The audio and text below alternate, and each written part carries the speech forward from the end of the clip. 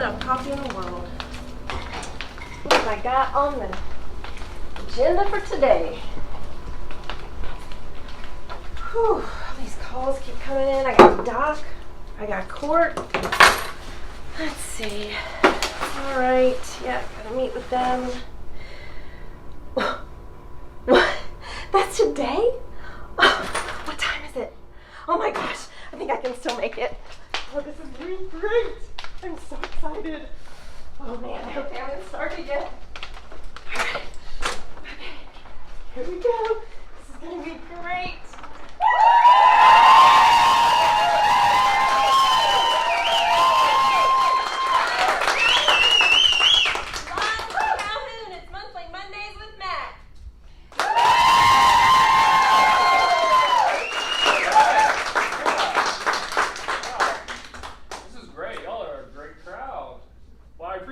Opportunity to be in front of all of you all. I appreciate Gordon County DFACS for allowing me. This doesn't work, by the way. This is a prop, but it looks official.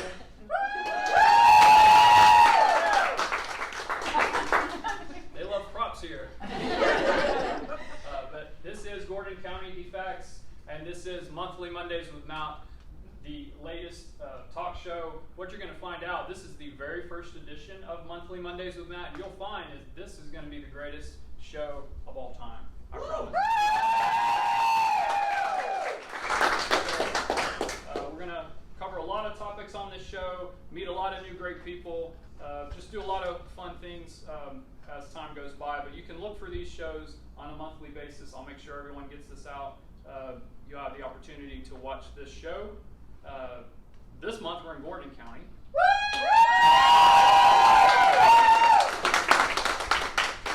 Next month we will be in a different county. I don't know where that's going to be yet, but what we'll do is just have the show at different locations throughout the entire region. I'm very excited about going all over the region and having this wonderful show, Monthly Mondays with Matt. Now I appreciate the fact that we have a wide representation here. We've got some of the regional staff, we've got some OFI folks, we've got some CPS folks, we've got some foster care folks, and I'd like to just take just a moment and maybe meet one of you lucky individuals who get to be on the show for the very first time. I'm going to call on someone maybe from OFI. I'm thinking this lovely young lady here. This is Miss Phyllis.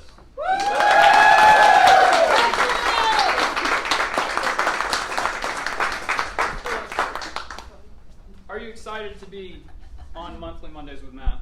Yes. You look thrilled. Yes. Yes. I'm very excited. Okay. Yes. This is Miss Phyllis. I want to introduce you to the entire region. Currently, the region is watching this video, but it's not going to be long until Hollywood gets their hands on this show, and we really go places. Are you excited for that? Oh, yes.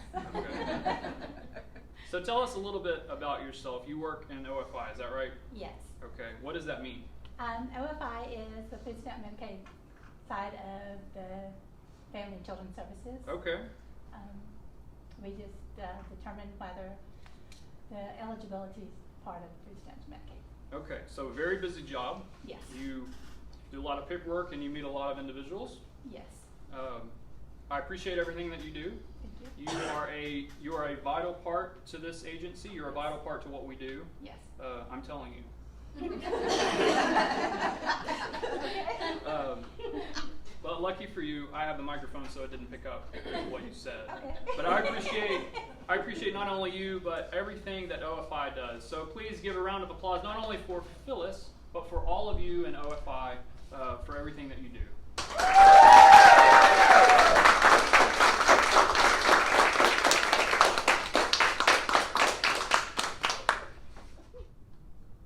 This wouldn't be a show without having a very special guest on the show for me to interview and present to you. The individual's not here. I had to go on location. It was an undisclosed location.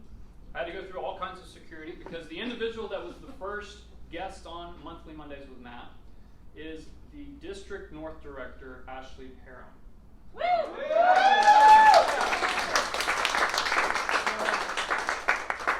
I took my crew. And by the way, these are some great cameramen. They wear many hats if they work for me. They're not only my camera crew, they're also my bodyguards as well. So they're great. They can do everything. They went with me. I took my camera crew to an undisclosed location. Was able to sit down with Ashley Parham. I didn't get fired, not that I know of. We had a nice discussion. Was able to catch it all on film. Take a look and see what happened. All right, so here we are. We are live Monday with Matt. I am currently with our very first guest. This is the first show ever, and this is our very first guest. So excited to be here today with Ashley Parham. Ashley, I appreciate it so much, you taking time. I know you have a very busy schedule, taking time to be on the show. First question I have is, did I pronounce your last name right? You did. Parham. It is. Okay. Pear the fruit. Okay, that is good to know. So I'm here with the very first guest. Are you a little nervous to be the first guest on such a popular show? Absolutely. Okay.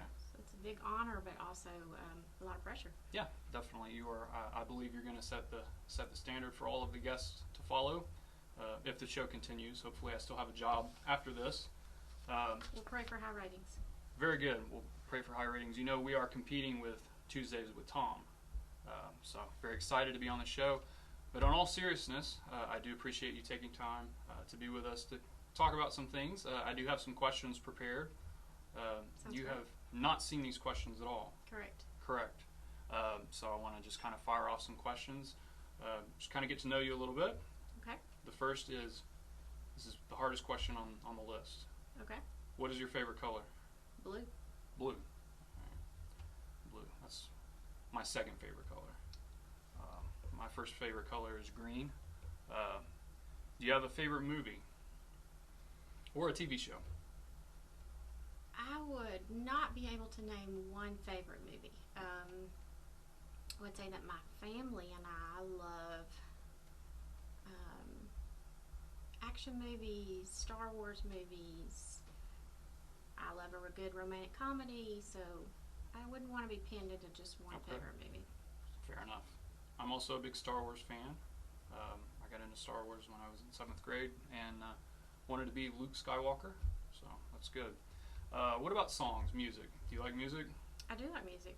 Do you have a Same thing, though. same thing? That's hard. Do you have a favorite singer? Again, music not group? just one band or genre. Ironically, from a little bit of mild country to Skillet. Have you ever heard of Skillet? I have, yeah. To Harry Connick Jr. There you go. Just quite a variety. Now, we are on camera. Can you sing? No, Okay. and I will not. I was going to ask you if you would maybe sing us a little number. No, thank you. Okay. Maybe next time? No. Okay. She was supposed to say yes next time. That's in the script. What about a favorite food? Pizza. Pizza? Okay. Pizza's always good. Let's get into, those are some fun questions. Let's get into more serious questions as far as the work that we do. And I'm curious to know, how did you get into this kind of work? I would say that initially, when I started my career, November will be 24 years ago. My mother is actually retired from DFACS, and then my father is a retired state trooper. So I grew up with parents who served and worked for state government, and so first official job out of college was DFACS is a great place to be as it relates to benefits and opportunities. So that's how I started. So I started with it being just a job, and then I would say within 5 or 6 years I decided it would be my career. I decided that it was a place I wanted to stay and invest in, and it's a place that I thoroughly love to come to work every day. So That's it started out as a job, a paycheck, and developed into something that I love to be a part of. Sure. Your job title now is the District North Director. Is that right? That's what they tell me. That's what they tell you. I'm curious to know, and congratulations on your new role. I'm curious to know what an average day looks like in your role. What does that look like? A lot of emails, maybe. Yes, and my favorite emails are those timesheet emails. Yes, a lot of emails, a lot of phone calls. A lot of video opportunities. Absolutely. Yeah, Autographs, Yep. those kinds of things. But, I think the most exciting part of my day is just like everybody else with the division, from case managers, supervisors, county directors. Every day is different. Every day presents us new opportunities to engage and interact with one another differently, to interact with families. Sometimes I have the opportunity to interact with foster parents, sometimes it's stakeholders, sometimes it's state leadership, and thankfully also staff. So I don't think there is a typical day. I believe you're kind of wearing two hats right now. You're also still filling in as the Region 1 director. Absolutely. My question now is geared towards, what do you feel like Region 1 as a whole, what do you feel like that we're doing well in? I think we're doing well in a lot of things. First and foremost, I think we're doing well in investing in one another and believing in one another as staff, and in developing our culture within our counties and across the region, trying to create a place where people want to come to work. And I think we're doing very well in investing in families. Gotcha. And the flip side to that question is, what do you think that Region 1 could do better at? The same thing. Same thing? I think that we can always improve our culture and our work in support of one another, and we can always improve our work with families. So we're good at it, but we can always do better. Absolutely. I know that career development, staff development is a huge piece of the work that we do internally. I'm wondering if you could give any advice to a case manager on the area of development. What would you tell them if they're interested in their own development? What advice would you give a case manager? Be really good at where you're at right now, and choose your attitude. Your attitude is reflected in absolutely everything you do, from the way you answer your phone, to the way you interact in a meeting, to how you respond to an email, and most importantly, how you engage a family. So first and foremost, I would say become really good at what you're doing. And then after you have mastered that, expand your horizons. Grow in another area, another program area, a specialty, learn more about substance abuse or CSEC victims, or special investigations, or applying for SSI for a foster child. Become an expert in something, and continue that path of personal growth. Absolutely. Same question, but instead of case manager, what advice would you give a supervisor? I would say the same thing, taking it to the next level. A supervisor responsibility is to ensure that our work is done, but also to ensure that they're investing in their staff and in themselves. So a supervisor needs to make sure they're balancing looking at the day-to-day, the whirlwind that's around, helping case managers see that, helping case managers prioritize that, but also doing that for themselves as supervisors. So looking ahead, planning ahead, see what does the data tell you about your unit, what goals can you set to take things to the next level. Absolutely. What about, it's an interesting question, what advice would you give a supervisor that's interested in developing their case manager? That's a great question. I would say that first, get someone else to help pour into that case manager in addition to what that supervisor's doing. So there are a lot of opportunities with you and your involvement with case managers and supervisors as our mentoring and development FPS across the region. There are opportunities often to work a conflict case for another county, or to support another county through a voluntary assignment, or there are lots of ways to build, to provide opportunities and help a case manager build to the next level. So don't do it all by yourself. Do the best that you can, but also seek other people's insight, because we learn something new from everyone. I like it. You said that's a good question. I think that's a great answer as well. I know that we touched on this question a little earlier, but I want to kind of circle back around and zero in specifically. And the question is, can you tell us a little bit about your own development, as far as maybe when you were first starting your first year or second year? What did your own development, what did that look like? Sure.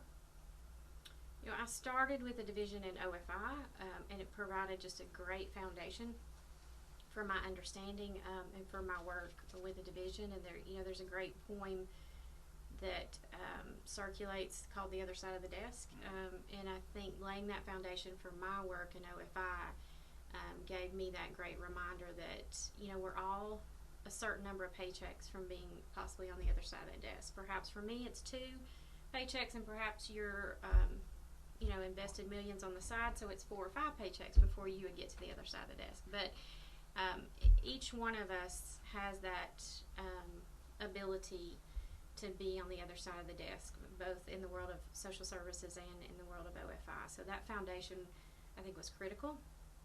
Then I moved into working with CPS, and then took a voluntary assignment into foster care, where I then became just the traditional path, a lead worker, and then a supervisor, and then administrator, and then a county director, before regional director. So it wasn't until I became an administrator did I begin to have people invest in me in leadership growth. I had learned how to be a manager, and I had leaders around me who were good managers, but I had not had anyone pour leadership growth into me until I became an administrator. And when people began to pour into me, and then I began to respond and pour into myself and seek opportunities, take advantage of opportunities, and then continue that path of growth, and it remains one of my passions to provide opportunities for staff development. How important do you think staff development is? I think it's the root of everything. If we all have seasons of growth, and we have seasons of struggle and seasons of high performance, but if we continually have the opportunity to either pour into ourselves or allow other people to pour into us, that's how we continue to improve practice and outcomes for children and families. Every now and then you hear, say, a foster care case manager is in the foster care unit, and there's an issue that may fall on CPS. Every now and then you may hear something along the lines of, oh, well, let's let CPS handle that. That's not a foster care thing. What would you say to that mindset? I think the book club that you just have been a part of, Extreme Ownership, I think that would be a great book to read and take advantage of that conversation.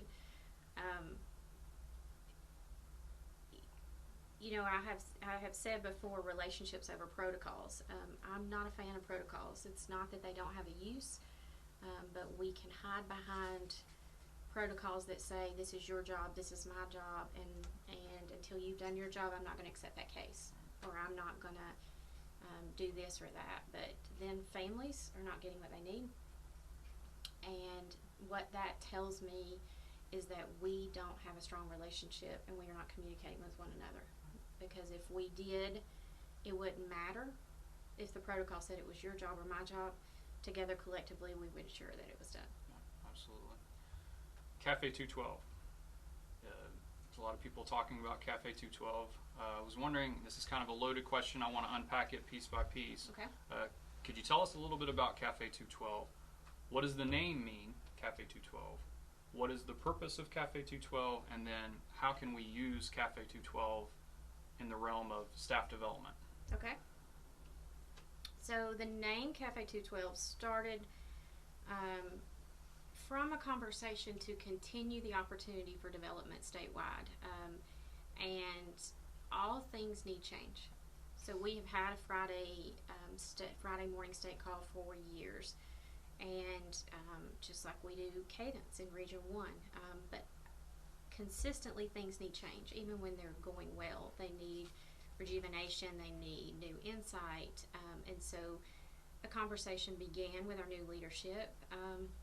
Let's continue this, but how can we build on the foundation that has been established? And so a couple of things came very clear. Number one, to record the calls so that they can be shared, so that not everyone can be available to listen, and therefore there is a platform for sharing the information.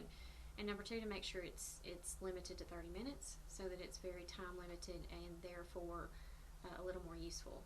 So those two things were established, and then the name was born through, just people having great ideas. So 212 is the temperature at which water boils. So that 1 degree difference between 211 and 212 degrees is that 1 degree of change that should be a challenge that we accept. What one thing can we do differently? What 1 degree can we implement change in our practice and in our policy and our work with families? And then a World Cafe is just a philosophy of where people can come together and explore ideas, challenge each other, and learn from each other. And so therefore that's the foundation of the name. Tell me the other part, Chief, question. The other part is, how can we use Cafe 212 in a staff development capacity? However you want, as long as you're doing so. I think there have been so many wonderful ideas shared that it should be individual to each county and each unit, how they want to choose to either create live learnings from those calls, those recordings, to inviting people to participate on Fridays, to setting a true cafe environment with coffee and donuts. Really it's limitless, and that is kind of the point of the foundation is that each team creates its own way of taking that information and creating learning. Awesome. And every Friday at 9 o'clock? Correct. Okay. You heard, every Friday at 9 o'clock, Cafe 212. Now, we had such a great opportunity this year. We've seen a lot of new staff come on board with the agency starting in January. I think we've had at least one staff every month since then. My question now is, what would you like to tell the new staff who have just recently come on board and they're now going through their training, they're becoming certified, they're getting a caseload? What would you like to message to those new staff? Be patient, ask questions, provide suggestions, challenge things. If new staff, whether they be young or older or veteran from another county or state, come in with a new lens, and they see things that we don't see because we have been doing it this way. So provide us suggestions, provide feedback, choose your attitude, choose how you want to be represented, and again, your communication, in your returning phone calls, in your responding to emails, and how you engage your coworkers. You're responsible for your own actions. I'm not responsible for you, but I am responsible for how I allow you to influence me. So I would say take that advantage of that opportunity and how you want to be perceived and how you want to influence others and be influenced. Provide feedback and suggestions, and stay with it long enough to determine if it is your calling, because many of us who stay long enough figure out this is where we're supposed to be for quite a while. What kind of value would you place on self-care in regards to the work that we do? Essential, critical, life-giving, priceless. If you want to stay in the world of giving to other people, you have to give to yourself, and you have to make yourself a priority. And that's learning how to have boundaries in your relationships with your families and relationships with your coworkers. That's about having boundaries of when you're at work and when you're at home. That's planning time for yourself and your self-care, whatever that looks like for you, and just pouring into yourself so that you can continue to pour into others. Awesome. It's the whole airplane analogy of putting your own mask on first. I like it. Do you have anything else that you'd like to share? Anything that I've not asked that you'd like to share?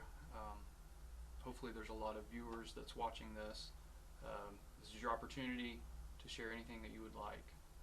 I appreciate the opportunity to be your first guest. Yeah. Even more than that is I appreciate the opportunity to serve in Region 1 for such a long period of time, and to work with so many great people. I'm looking forward to what's next for Region 1 and the opportunity for the next regional director to build on the foundation that's here with the staff that have done such remarkable work, and what's ahead for Region 1. Well, I appreciate you taking time to be on the show. I appreciate everything that you've shared with us, and I think I speak for the whole region in saying that I appreciate the investment that you have made in Region 1 over the last several years, and the value that you place on all the things that we've talked about today. So I appreciate you very much for being on the show. Ladies and gentlemen, Ashley Parham.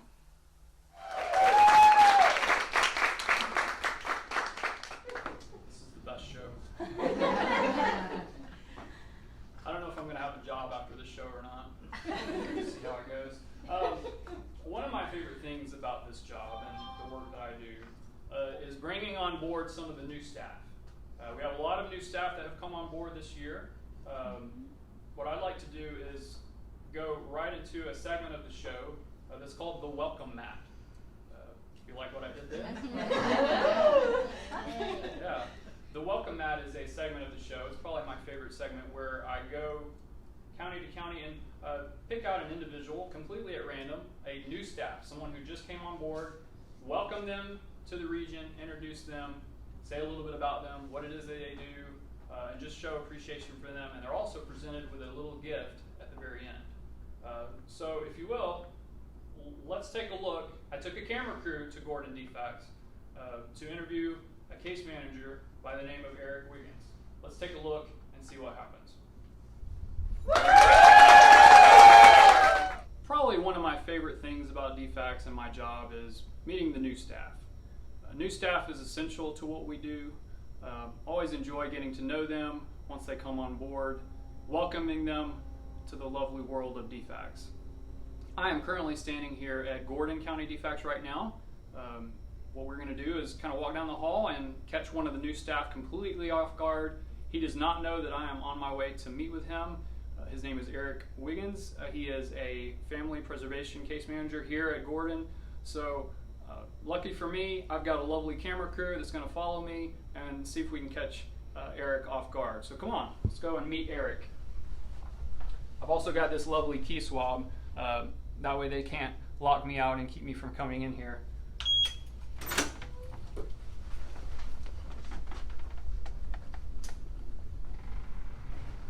So here we are in the lovely halls of Gordon DFACS. If you want to take a look at the floors, they just got their floors done recently.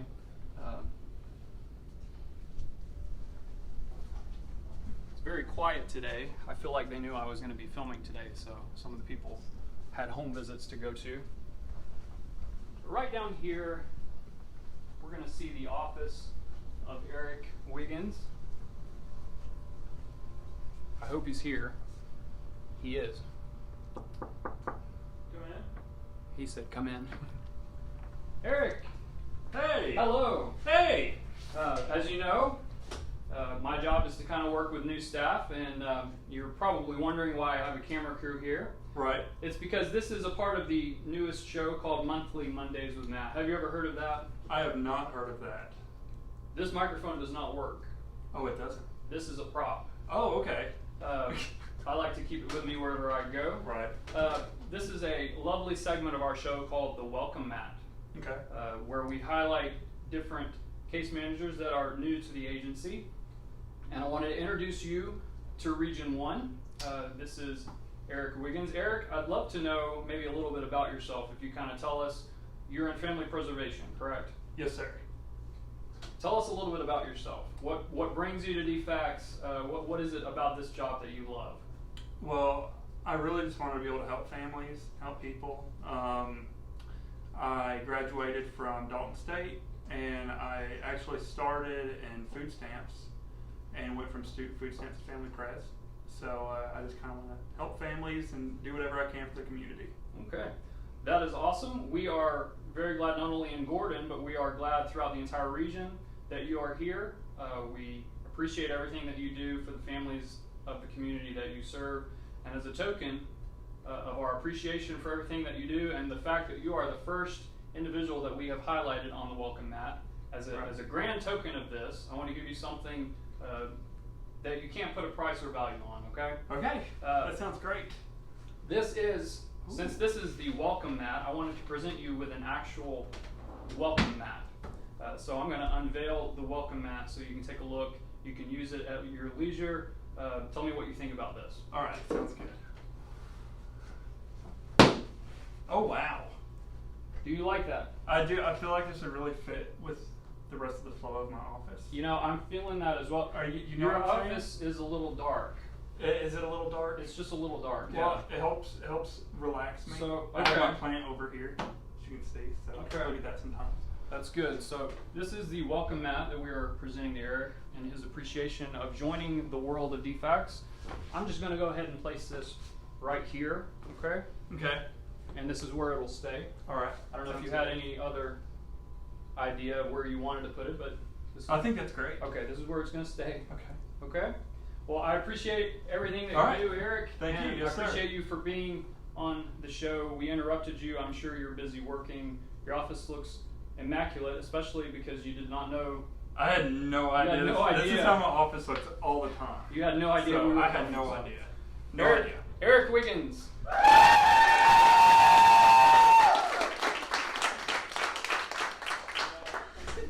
You saw that the token that I gave was an actual welcome mat. Very fitting for Eric's office. I feel like it really livened up his office. So good job, Eric. We appreciate everything that Eric does. So yeah.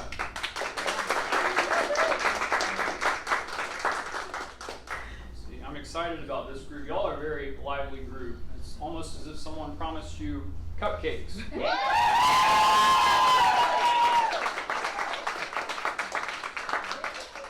I love cupcakes. Cupcakes. I would like a cupcake right now. All right. As you can see, there's a rocking chair here. You know what rocking chairs make me think of? It makes me think of story time. Yeah, it's true. It makes me think of story time. And in fact, if only I had a good story to read to y'all, I certainly would. Wait a minute. I do! What I'll do is, I don't need this because it doesn't work. I'm going to sit right here in this chair and read you a story. Y'all have time for that, right? Yeah. You know, I have work to do. No. Well, think back to when you first started at DFACS. You may have been given this new employee orientation manual. Y'all remember that, maybe? Who still has? Someone says. I have mine in my desk drawer. Mine's in my desk drawer. Y'all ever read it? Don't answer that. Well, this afternoon I thought about reading you the new orientation manual, but I'm not going to do that.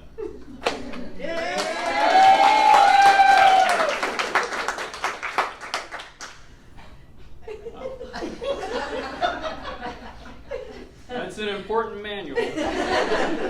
Miss Teresa, don't fire me. Not until the show gets to Hollywood, at least. What I thought is for every new case manager, every new OFI staff, everyone that comes on board, you will not only get the lovely new orientation manual, but you will also get this. It is a condensed version entitled Go Dog Go.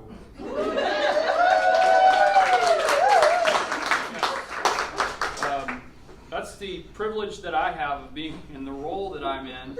I get all the new training manuals before they're released. So I snagged this one and thought, I'm going to present this as a special treat. Who needs cupcakes? You're going to get this, the brand new training manual for Region 1, all new staff.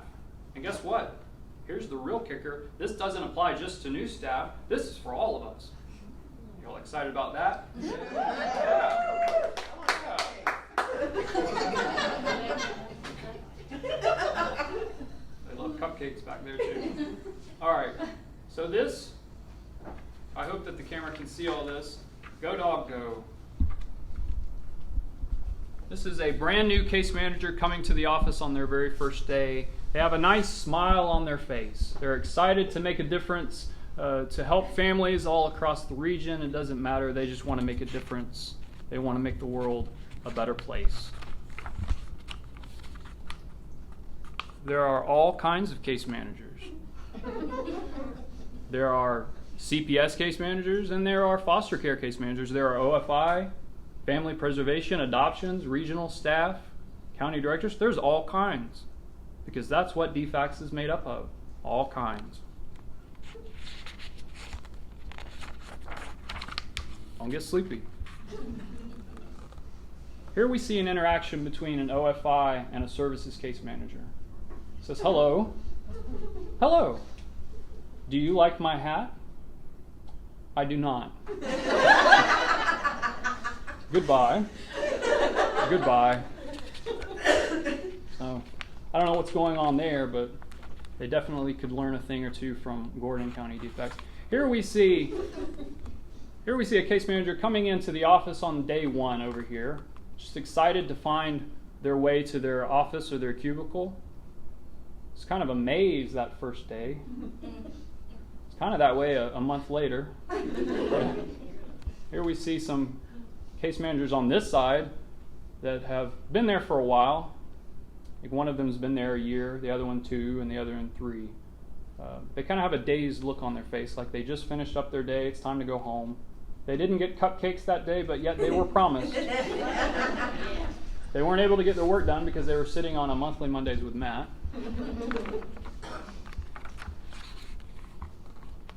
This right here is the rental car situation. This one here, or this situation right here, they're upset because they're going to have to report that now to the motor vehicle agency. All that. So, all kinds of excitement in the world of DFACS. There's ups and there's downs. There's smiles and there's frowns. Here, you know, the thing I like about DFACS is from time to time we have the opportunity to work from home. Do y'all get that every now and then? You can't see, they're shaking their heads no. They really mean yes. Here's some case managers here that wanted to work from home, but yet their supervisor is keeping a sharp eye on making sure what kind of work they get done. How do y'all like timesheets? Woo! Yeah. Yeah. Here we see a case manager on a Sunday afternoon, but yet they forgot to do their timesheet. As you see, there's Miss Glinda floating high above, making sure they got their timesheet done. And what do we have here? Another interaction between an OFI and a services case manager. It says, hello again. Hello. Do you like my hat? I do not. Goodbye. Goodbye again. And here we see, in the world of services, this is what we would call our cadence calls. A lot of excitement. One case manager says, go around again.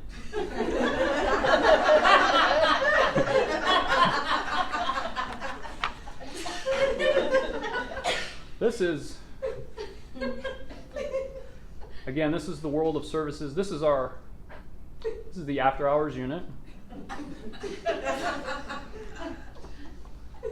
I do love the after hours unit. Here we are. It's Monday morning. These case managers of all kinds have awoken and they're making their way to the office. It's Monday. They're driving so quickly. So excited. They've got such excitement gleaming in their eyes. They get out. They pull up to the parking lot. They get out. They're rushing in. What are they rushing in so fast for on a Monday morning? What could it be? They're climbing into the office. Such excitement. You would think there were cupcakes up there. In fact, we find out they're rushing in with such excitement because it's monthly Mondays with Matt. Yeah!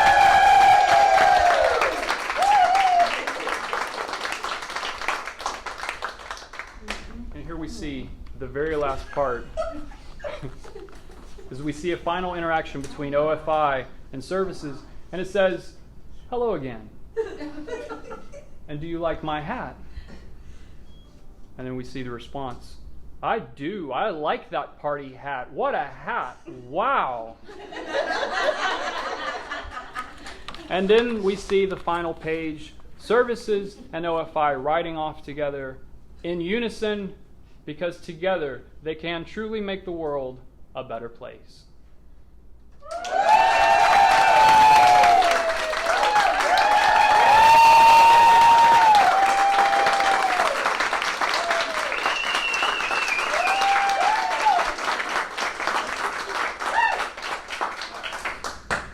That's good. That's awesome. I love the fact that I could read you stories and get applause. That's good.